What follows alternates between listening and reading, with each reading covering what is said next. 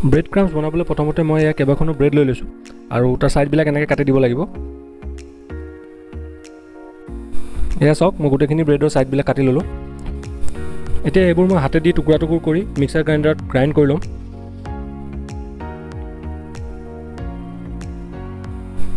এয়া চাওক, মিক্সাৰ গ্ৰাইণ্ডাৰত দিয়াৰ পিছত এইখিনি খুব ধুনীয়াকৈ গ্ৰাইণ্ড হৈ গৈছে।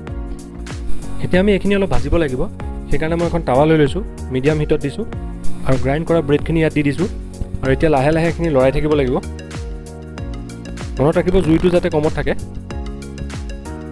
আৰু এয়া চাওক, 10 মিনিট লৰোৱাৰ পিছত এইখিনি ঠিক এনেকুৱা ধৰণৰ হৈ যাব। কালাৰটো চেঞ্জ হৈ গৈছে আৰু ইয়াত যিমান মইশ্চাৰ আছিলে এইখিনি চব শুকাই গৈছে। আৰু ঠিক এনেকৈ আমি ইজিলি ব্ৰেড ক্ৰাম্পছ বনাই ল'ব পাৰোঁ ঘৰতে।